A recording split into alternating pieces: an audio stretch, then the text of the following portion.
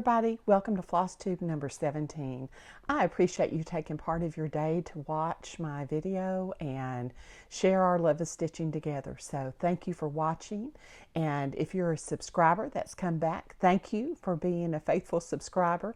If you're new, welcome. I hope that you will subscribe and like, and I sure do appreciate all of you who leave a comment. It's so much fun. That's one of my highlights each week, is going through and reading the comments. So I do enjoy it and read everybody's comments. So thank you for commenting, and please continue to do that. I want to start off today and tell you a little bit about what I've been up to. I know the last Flosstube I shared that I was getting ready to go to Savannah for a stitching retreat, and it was called Stitching in Savannah. And I met up with several of my friends. I have some girlfriends that we try and get together a few times a year. We're all scattered. Mary Susan's in Virginia, Julie is in Austin, and her mom Judy is in Alabama. So we all met up in Savannah and just had the best time. I love it when we all get together and can laugh and just have fun, because we all are stitchers, and so that makes it even more special. I know Dee and Christy weren't able to be with us in person, but we sure were thinking about you guys, and so hopefully we'll all be together soon again. Savannah is a beautiful town. If you are on my Violets and Verses Facebook page, then you got to watch the Traveling Violets, and that was so much fun. My whole crew of friends were helping me think about different places that we could put the violets and share it with you. So we had a ton of fun doing that, and I hope you enjoyed it as well. But there is just, if you like history and you like old homes, then Savannah would definitely be the place for you to visit. Just lots of beautiful homes that have history behind them. A lot of them you can actually tour and go through. We did do a ghost tour one night, and that was fun. Nothing too spooky, so that was good with me. I don't like really spooky things. I can't watch spooky movies. It gives me nightmares. And so I was a little nervous about the ghost tour, and it was fine. So if you go, it's kind of worth doing as well. But also, just the trees with the Spanish moss hanging, and just the squares that they have scattered throughout the town of Savannah are just absolutely beautiful. So we had a fantastic time. We did not stitch quite as much as we thought we might. We've never attended a retreat by it's JW Events, but we had a little bit of time. There was a class that we did not take, and there was more tours, and kind of it shared a room with some writers.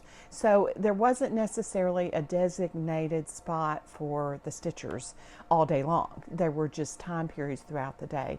So just something to keep in mind. That was different from what retreats I've attended in the past. But the main thing was that we all got together as friends, did some stitching on our own, and saw some beautiful sights. So if you get a chance, pay Savannah a visit. It's absolutely beautiful.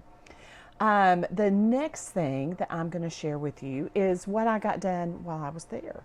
I did get a finish. It's not fully finished because I'm going to have this one framed for a friend for Christmas. So this is I Wish You Lived Next Door, and I just, excuse the wrinkles, but I think this is the sweetest little saying and perfect for a friend. So I did get this finished, and it was a quick stitch. It really wasn't that hard to do, and my border met up, so that's always a hallelujah moment. But it is a great little memento. So if you have a friend that you know you need to get something for Christmas, but you want to make something or stitch something, let me recommend this design, because it is so much fun. And I'll have all the information listed below. I had it last week in my last video, but I'll include it again down below. So that way, if it's something you think, hey, I can do that for a friend, you'll find all the information down below. So I did get that finished. Then I want to share 3 things that I actually fully finished this week, and hopefully it may be an idea that you can use. Anytime I go on a trip, I have to have some kind of a souvenir. And my boys, we used to laugh because when we would go on a trip, it didn't matter what we went to see. At the end of it, they have a gift shop, right? And so my boys always had to check out the gift shops. Well, I'm just as bad, so they came by that honest. I have to always pick something out that will remind me of my trip. And so usually I like to get a Christmas ornament, because when I'm putting up the tree and putting the ornaments on and I see all the different ornaments, it reminds me of where I was when I bought that ornament. So that's one thing I usually have to buy and purchase. But I also have a traveling charm bracelet, so I get a charm usually to put on it. But my friends and I came up with the idea this time that why don't we buy some tea towels and use those tea towels to make project bags. You guys know how much I love project bags. And so I just thought that was a wonderful idea. We were so excited. We were looking for our tea towels to make our project bags out. So I'm going to show you the 3 that we picked out. The first one, because if you've ever gone to Savannah, or maybe you've not been, but you've either seen the movie or you've read the book, Midnight in the Garden of Good and Evil, there is a statue, and they call it the Bird Girl. And I have one in my yard that I use as a bird feeder. But she is now in a museum because they had trouble with people wanting to chip part of her off to keep, and that's unfortunate, but they had to move her to a museum. So this is just a little tea towel we found in a museum gift shop. Just says Savannah, there's the Bird Girl. And then I found this fabric that I thought reminded me, it's not necessarily Savannah, but it just reminded me of what maybe the city was like and would kind of go with the Bird Girl. So I took the tea towel, inserted part of it into the bag, and then for the charm, we found these little Bird Girl charms. You could put it on a necklace. This was actually part of a pair of earrings. And so we bought a couple pair of earrings and just split them between all of us because we only needed one for the charm, and it worked great. We just put a little clasp on it, added it to the zipper, and that's our Bird Girl bag. So this was a fun one. Then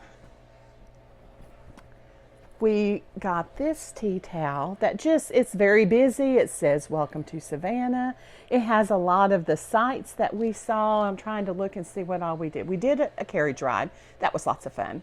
Julie's a horse girl, so that is a must. If we ever go anywhere that has horses, we've got to let her ride the carriage, and we enjoy it as well. There was the Jepson Center. We saw that.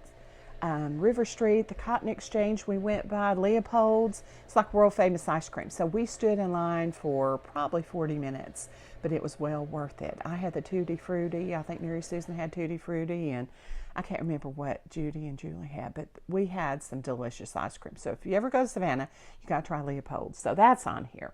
The trolleys, which we took some trolley rides around town.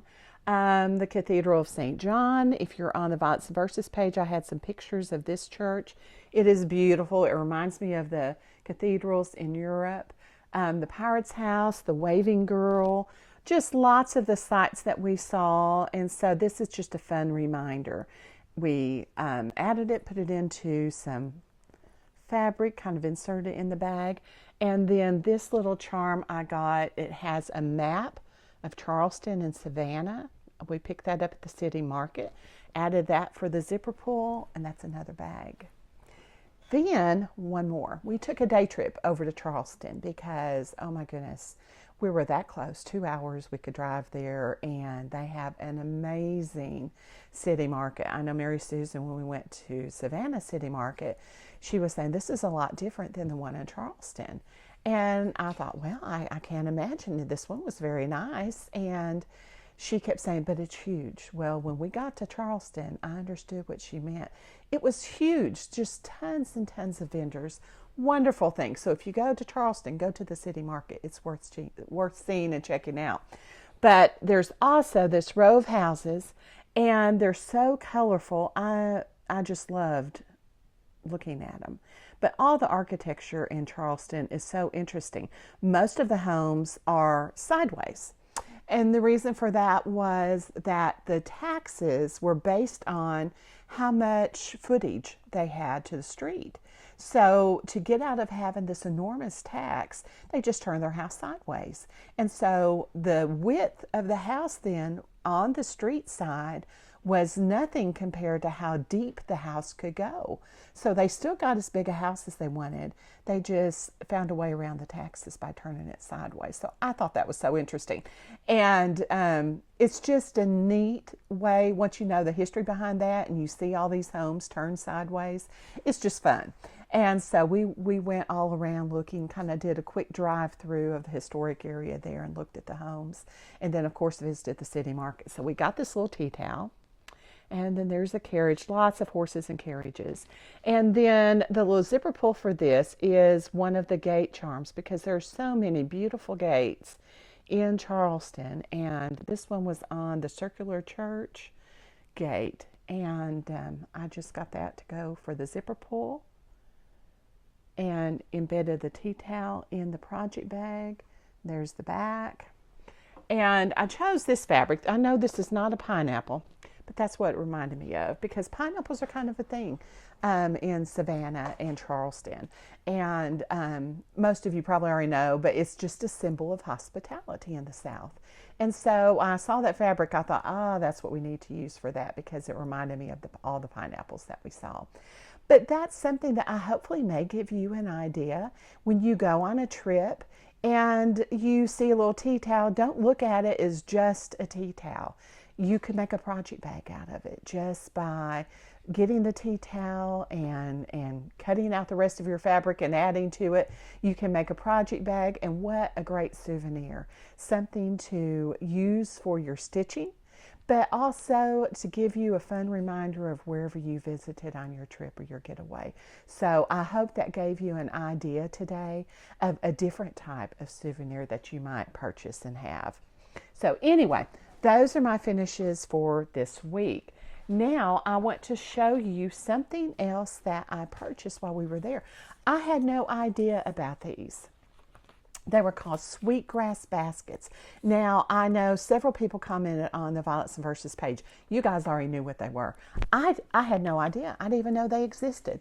Now that I know they exist, it's kind of dangerous, because I absolutely love them. And of course, being the history nerd that I am, I love all the history behind them. So let me show you what I got.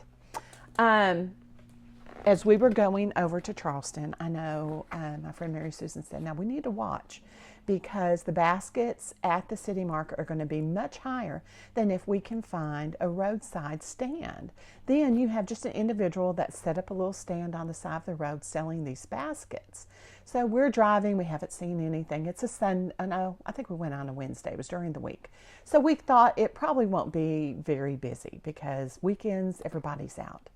But we're driving along. All of a sudden, Mary Susan has excellent brakes on her vehicle. She came to a screeching halt, and there on the side of the road was a roadside stand for Sweetgrass Baskets. So we stopped, got out, and it was the sweetest gentleman. He was working on one right there, so we got to watch him. And he explained that this was something that was passed down from generation to generation. And he said, as children, that's when you learn this technique of making these sweetgrass baskets. And he said he was teaching his grandchildren how to make them now. They were doing really good, but he was in the process of passing on this craft to his grandchildren. And that's the way it's been for years and years. And so it was just fun to watch him and see all the work that went into making one of these baskets. So then, of course, he had them for sale. So we all had to get a basket. So I'm going to show you mine. I'm not sure. I'm going to just display it. But it would be great for like dinner rolls or something if you wanted to use it. But it's got all these, so he's gathered these little reeds, and then they take this banding to connect them and then loop it through and connect each of the layers. But just watching him, he made it look so easy. And I know there's no way it's an easy task. And then he's got these little decorative little knots on here, and then the handles, maybe from this side you can see the handles a little better. And so I was so excited to get a sweetgrass basket, because now I knew the history behind them. Then when we got to Charleston, to the city market, we each got one of these. I said it looked like it would hold little orts, but it could be a Christmas ornament as well. So I'm going to kind of do multi-purpose with it, I think. So that's a little mini sweetgrass basket. But let me tell you a little bit of history behind these. Someone had commented on my Violets and Verses page when I was showing pictures of things. They're like, I bet we get a history lesson out of this. And I said, yep, you're right. You're going to get a history lesson. So you guys know me way too well. This one gentleman gave me this little brochure. So I'm going to share just some of the information out of here because I think it's so interesting. It said it first started when slaves were brought over to the Low Country. They brought their basket making techniques with them because that was a very important part of their culture in Africa. They used baskets for everything. And so that was something that they felt they could bring with them and still stay connected to some of their culture. It said that it's one of the oldest African crafts here in America. These baskets appeared in South Carolina during the late 17th century, so it's been around for quite a while. Originally, they were used to help them in the rice production and gathering and processing. So they had a very real purpose in the lives of these African Americans. Also, they were made from not just sweetgrass, but bulrush and split oak, it says. Most of the bulrush and palm were ancient plants that they had mentioned in the Bible. And so I know in this little brochure it says, Sweetgrass basket sewing is viewed as a gift from God. The craft is handed down from generation to generation and usually learned from childhood. And I thought, well, that matches what the gentleman was telling us when we were watching him make these baskets. You know, he learned it from his grandparents and he's now teaching his grandchildren. Each piece is unique, but each artist has kind of their own take on it. You know, even if we think about our stitching, my mom has a certain way that she stitches and I have a certain way that I stitch. So if you look at our stitching and look very closely or carefully, you might see, well, I can tell this is yours, or I can tell this is your mom's. You know, as artists, we all have techniques that we develop as we learn to do, whether it's stitching or sweetgrass basket making. It said that the sales really began to take place when Highway 17 was paved. People started setting up these roadside stands. And so here it is. They're still doing it today. They are very durable. They can be used just as decorative pieces, or you can actually use them. And one thing I thought was interesting, of course, after I purchased it, I was really nervous. I'm like, I don't want anything to happen to this basket because it wasn't really cheap. But it said the only care that needs to be done, like if you get spot on it, that's kind of some dirt or whatever, you just spray it with water, set it out in the sun and let it dry, because these grasses come from a marshy area anyway. They're used to water. And I thought, oh my goodness, that really surprised me. I thought if it got wet, that would just ruin it. But apparently it doesn't. That's how you clean it. You just spray it with water, set it in the sun, and let it do its thing. So that was interesting, I thought. It says here that Highway 17 North has been designated as the Sweetgrass Basket Makers Highway. And so I just thought that was very interesting. Here's this little brochure, and it kind of shows this is another basket. I mean, oh my goodness, I can't even begin to imagine how they design and make that. And then here's a few others on the front that are kind of interesting. And another one there, and here it shows someone working, putting a basket together. So you can kind of see all the reeds are loose. They gather them as they go and then use this banding to hold it together. So I hope you enjoyed that little bit of a history lesson. Very interesting. And I'll have to tell you funny. There's always a funny with our crew. But we purchased the basket on our way to Charleston to the city market. We did our shopping, had a great lunch, drove through the historic district, and we were going back to Savannah. And as we're driving, we're talking about we really wish we had gotten this gentleman to sign the bottom of our baskets, because at the city market we noticed a lot of the baskets that were for sale were signed on the bottom. And we're like, we should have asked him, you know, we really wish we had done that. Well, lo and behold, he was still there at his roadside stand. So we pulled in, Mary Susan's breaks to the rescue again. We pulled in and he signed the bottom of our basket. And the bottom of the basket has his name, and he put the date, and he said, my name really is Henry Ford. I'm the original Henry Ford, though. And so there's his name on the bottom and the date. Henry Ford. So I thought that was just kind of cute. He was just the sweetest gentleman. And then before we got ready to go, I'm sorry here, I'm having to look.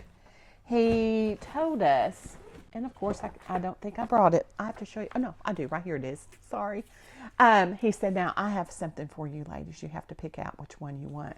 And this one's on me. So he took some of the reed or the basket making material that he had left and made these roses. And so of course I had to pick a purple one for violets.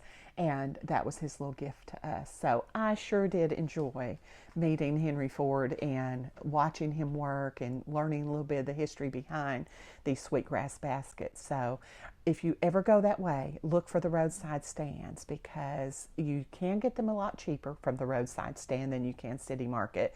And usually they have more time there to visit with you. You can watch them making the baskets. And that was kind of a highlight of my day that day. So I hope you get a chance to go do that at some point.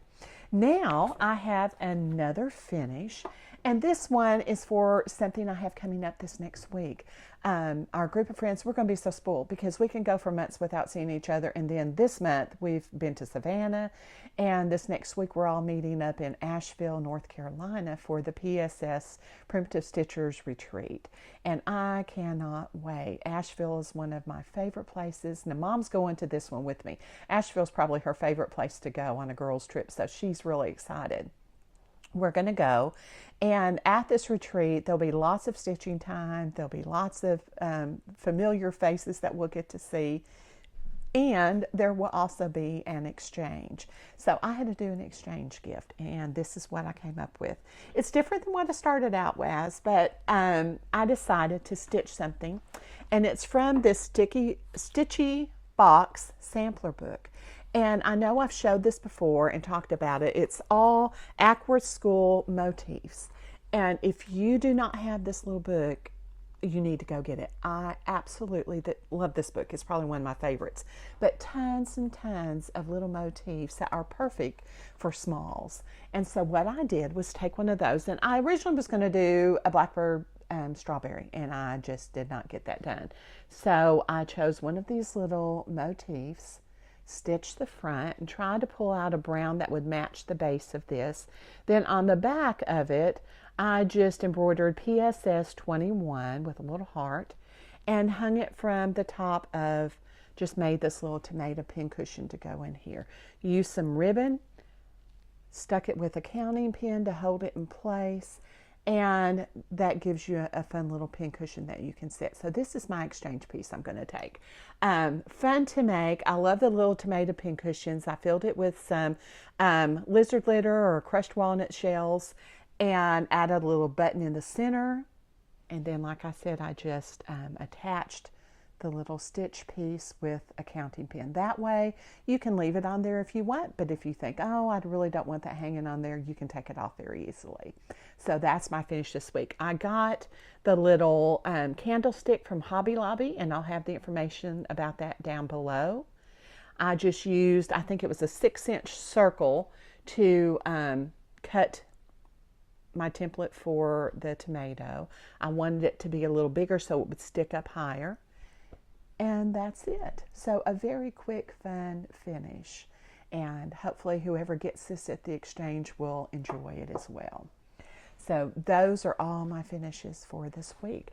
Now I'm going to show you my haul. I showed you the whip that I finished, and I have not started anything new since I've been home. I've been super busy getting things wrapped up and ready to go again. So I'll have to post you about what whips I decided to take with me to the PSS retreat. I took a whole bag full when I went to Savannah, and you see what I got done. I got one project completed, and I was afraid that would probably happen, but I never know when I'm going to be in the mood to stitch, so I always take way more than I ever finish, but that's okay. That's probably what's going to happen for PSS as well. This next thing I want to show, I just have a couple of patterns that I bought new this week at Stitcher's Garden. The first one is the Brenda Gervais Bells of Christmas, and I thought this was absolutely adorable. We have some sheep. Mom loves sheep, so we have a little display in part of the kitchen with sheep, and I thought, wouldn't these be sweet, because our house is blues and creams and whites and things, and so I thought these would be awfully cute at Christmas. So now whether I get them done this year or not, I don't know. But very cute design. I can't wait to get that kitted up. Then I loved this one. This is another Brenda Gervais. I seem to go in like clumps. Like I bought all Heartstring one weekend. And then this last week I got all Brenda Gervais. So maybe that's a trend. I don't know. This one's called Cup of Christmas Cheer.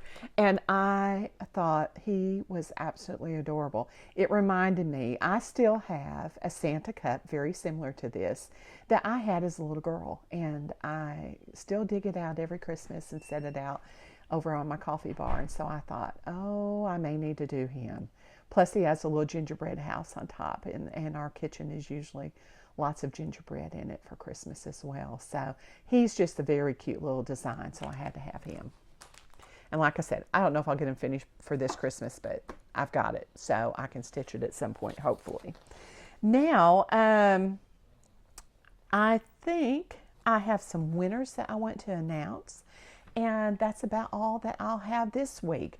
Last week, no one claimed the little Ginger scissors, so I'm going to give those away this week. And our winner is Dawg Stitcher. So if you're watching, or if you read underneath and see that you're the winner of these little stork scissors, send me an email, and the email address is listed below as well.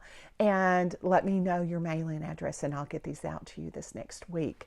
So that's another giveaway. Then I have from last week the acorn. I showed you the finish on this last week and said I bought an extra one. This goes to Judy Zola. And Judy, I'm sorry if I mispronounce your last name. It's Z-O-L-L. So Judy, if you're watching, send me an email, give me your mailing address, and I'll get this in the mail. Then I had the little finish I did in this home from Hobby Lobby. And this goes to Vicki Noel. So Vicki, if you'll send me your mailing address, I'll get this in the mail to you. And then I had one, oh, I know I didn't. I had a couple more things. Pumpkin pie and the drawer. So yes, I did. I have one more because I combined these. This was never claimed in the video. And I added this little Thanksgiving looking notepad and pens so you can write down your wish list of cross stitch supplies. Or that's what I think it would be good for. And that winner is Allegro Stitches. So if you're watching, please send me your mailing address and I'll get it in the mail to you as well. Now, as I was digging these out, I saw a couple things that I forgot to show you that I want to show you before I let you go. I showed you my finishes on the project bags where you could take a tea towel, and I said that's a great way to have a fun souvenir that you can actually use as a stitcher. Grab a tea towel, turn it into a project bag. I found a couple other things that I thought would be excellent souvenirs, but something we can still use as a stitcher. When we went to Leopold's, you know, I told you they had absolutely delicious ice cream. I saw these little, and it's just a little tack, has a little pin tack.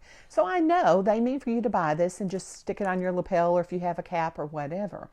But I see a needle minder. So what I'm going to do is just cut this off the back, use some E6000 glue a magnet on it, and I have a needle minder to remind me of standing in line for Leopold's ice cream. So that's something else to consider. Don't be afraid to buy a magnet or a little tack, pin tack or something, and use it for a needle minder when you get home. Also, and my friends that were with me are the ones that suggested this. I can't say that I came up with the idea, but I think it's wonderful. The floss drops are such a huge thing now, and I was so excited that I came home. I've had two sweet followers send me some floss drops. One of them was some pictures of a quilt she had and some trees near the area she lives that were absolutely beautiful. And then I had another one send some Abraham Lincoln picture floss drops, because you know I love everything Abraham Lincoln. Plus I have the new Abe Lincoln sampler that I want to get started on. I can't wait. But floss drops are so cool. I mean, there's so many things that you can do with it. And so we saw these. These are just little, it says love notes from Charleston. And so they're actually little note cards. But when she saw this, my friend Mary Susan saw these, she said, you know what, those could make some great floss drops. And she's right. So on the front, you just have to punch your holes, and on the back, it's blank, so you have room to write down your thread information, and you've got a floss drop from wherever you visited. So I had to get them. Then playing cards. Great floss drops as well. So I picked up this set of Savannah playing cards. It looks a lot like my tea towel that I had made into a project bag. And they're really a nice weight. They're very sturdy and durable.